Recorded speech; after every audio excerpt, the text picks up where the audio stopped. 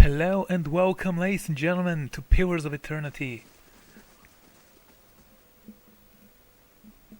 So, we read about those weapons, I think, so let's leave. Where were we heading for, Dian? Hello there.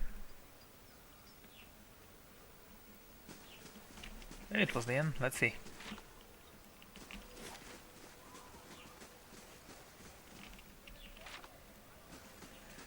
Oh, villagers and pigs. Oh, the glories of the day.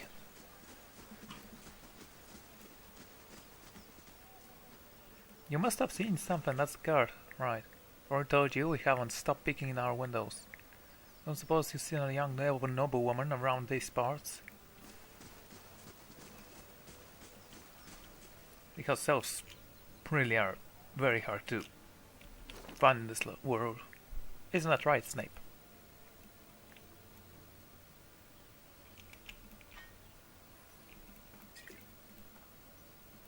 Ah, traps.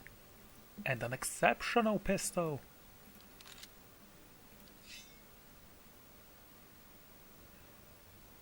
Yeah, I still like the rapier more than that.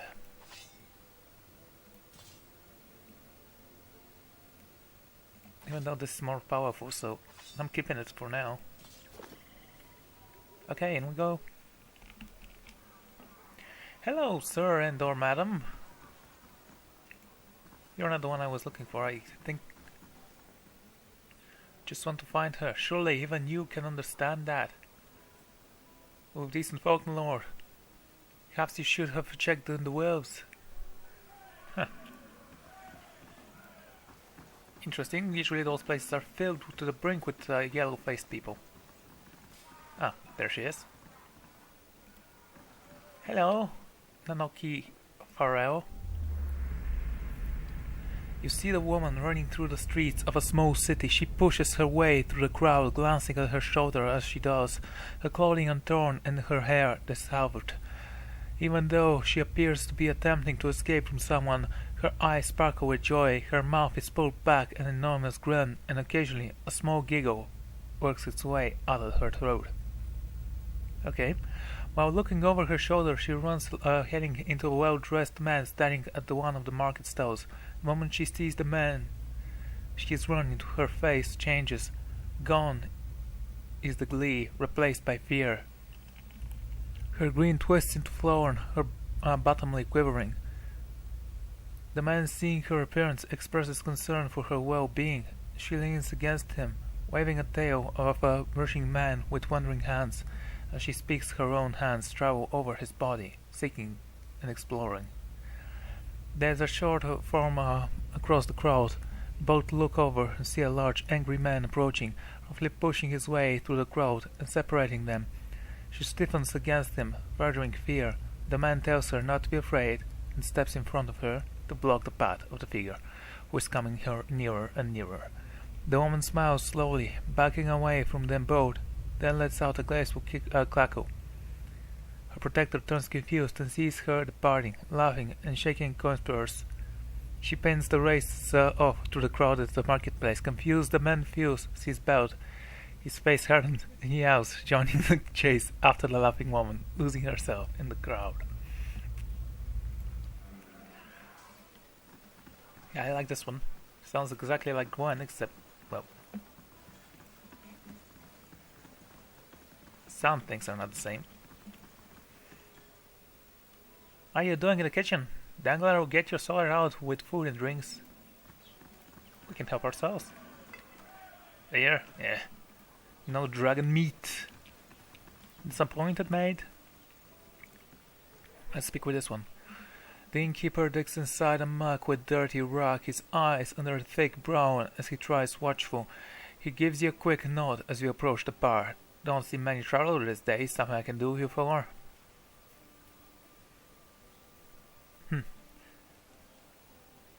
I have a question about Dartford. Ask. Have you seen Noron called Nifri? Twitchy lady, that one. That's not the answer I was seeking, mate. Never mind then. What was that with the nobleman? Folk around here decent. They mind their own business. You want to stick your nose in it, go talk to him yourself. How about I hire an adventurer?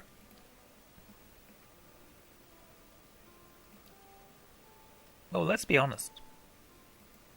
I can dismiss people from here.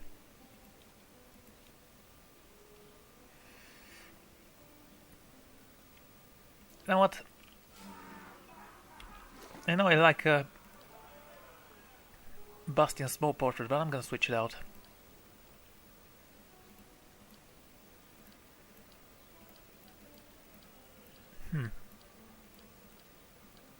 Ooh. The guy looks awesome. Like a mage. Like his clothes. We need someone... Well, I guess that will do. Doesn't look like Bastian, does he? Doesn't have beard, my friend. This one looks more like, well, Gerald than Bastian. I can send him this one. Oh, the portraits are cool, actually. I do like them. Yeah, I have only one female portrait for now. Don't worry, I'll import more if I decide to have more characters.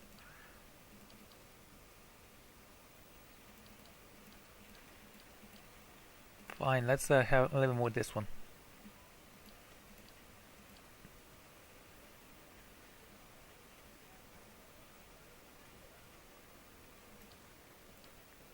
Oddly enough, this one looks more like animated than this one, for some reason.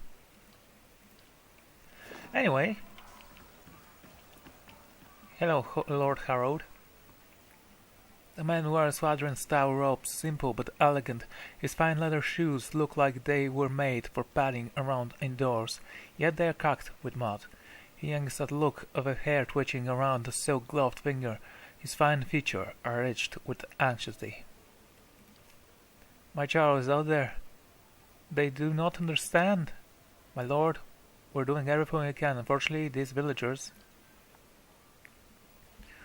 He jerks away, staring his head from his head. Best take it all. I don't care how you do it, but find her. I heard you arguing with the innkeeper. A petty, small-minded man, just like the rest of them around here.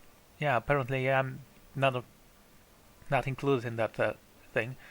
I've been paying him honest fee for board and bed. Is that supposed to be bread? Oh, no. And yet he can't be bothered to steer himself to concern for Alice. Actually, he seemed angry at you. People from this Sparkpoint village take offense of sort. You have to but show up with full coin purse and they'll hear insults in jiggle of your step. How dare you pay us? Begone! They forgot that Duke Hedrith came from the privileged classes, as did all of the other earls and lords who finished the rebellion they're so proud of. I've asked around, but nobody in the mud hole has any concern beyond their swine. They turn my men away like beggars and seem downright pleased to be of no use. But you're not one of those soldiers. Okay, you look like you're used to getting your hands dirty. How could you say I have gloves? If you don't mind my saying so, I don't. My lord, a simple vagabond. Oh my lord, you want to be shot in the face, mate? Because I have an electric pistol with me. A teaser of sorts. If you find her, tell her I won't be upset with her. She can come back and all will be well. I just want to make her sure Alice, my child, is safe. Nothing else is more important to me. Okay, tell me about your daughter. How does she look like? She's a striking young woman, bears more resemblance to her mother than to me. She has auburn hair, delicate, well-bred features. She must be 28 or 29 now. Wait, you haven't seen her for, what, 20 years?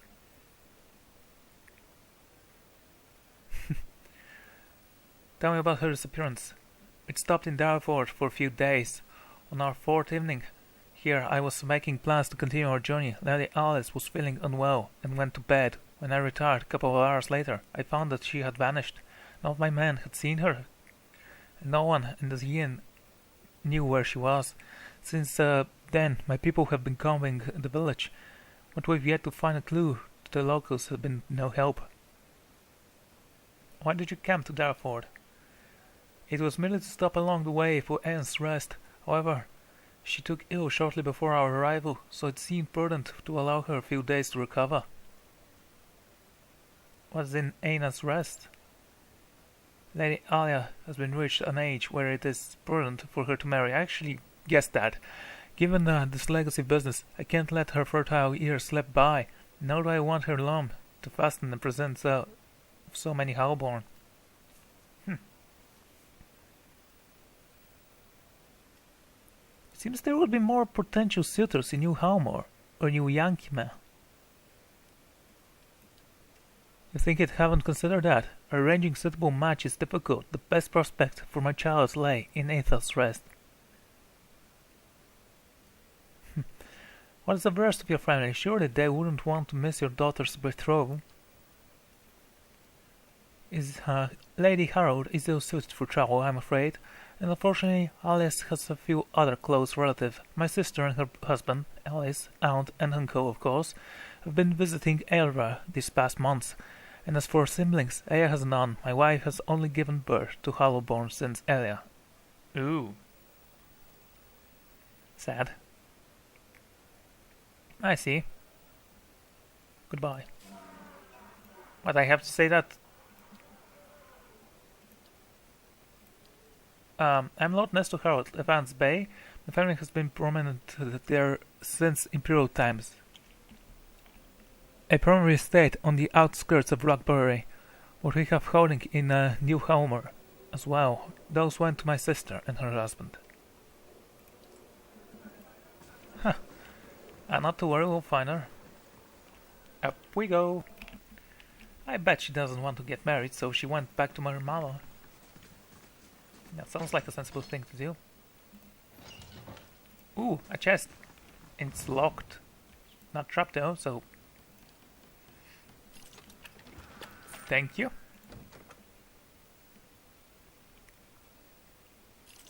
Getting that experience is cool and all. How much experience do we need to level up?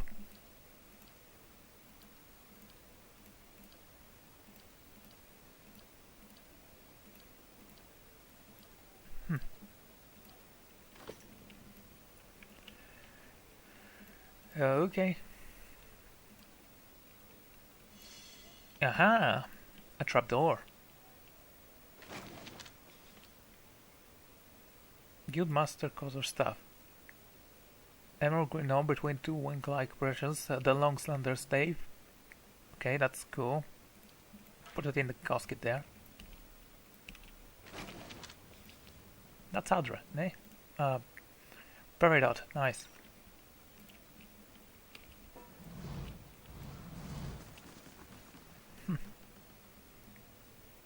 Orien de Medici. You see a man eye tight on coupled down Copperlands Road. He moves a little too obviously, a little too naturally, and his eyes never leave her must crows. He shows them from building to building. Then a woman laughed drunkenly ahead and waited within another belonging to a sharp-nosed noble, flawless, doublet, slightly too small for the grainless farm. She brushes against him as they move, clearly far too intimate for her shadow's liking. This eye narrowing to angry slits as the couple slid into the open doorway and the nobleman's hand slips down her dress. Her breath shortens into a gasp, and she leans into his furious moaning. The spectator pauses, mouth fast shut, veins buggling. He slides along the wild dagger in hand, and just as the woman bites into the nobleman's throat, he steps out. It's over in a moment. He closes his eyes, dagger slip from his blood-slicked hand, and bolts. Okay. Ironic. Let's reach for this guy. So, you see a tall figure pacing at you in the carpet corner of corner. Fingers twitching to irritation. The sound of a battle grows even closer, sneaking its way through the caves and corridors, past doors soldiers of the mage pace, towering the door open, strides through the refurbished cave, taking scrolls from the shelf, dismantling potions from terrified grunts. Kicking a fallen chair from his path, he returns to his cell room, pacing, readying himself. As the enemy grows closer and closer, he begins casting spell after spell, defenses additional vigor traps just as the skin hardens into metal. They steer in, swords flying and arrows buzzing. Last chance to rethink this, he says. An arrow whistles by his hand. In answer, he sighs in lips thin with effort as he begins his onslaught. There are 6 of them, but soon there are 4 and 3, then 1. For the last, he takes a dagger to be sure, throwing it directly into the Oran's temple. The man topples, none get back up. The mage backs into the hallway, receiving naught but silence in response. Frustrated, he begins to dispose of the bodies. The last person standing. That's how I played Neverwinter Nights, by the way, too. Casting defensive spells. I played as a mage there, switched to rogue, then I wanted to play as a paladin, but I didn't like the restriction that I have to be woeful good. Although they certainly are very powerful. Anyway, ladies and gentlemen, I'm gonna take a break here, and I'm gonna see you all next time. Goodbye, and I'm pretty sure that this stage is supposed to be here. So, see you then.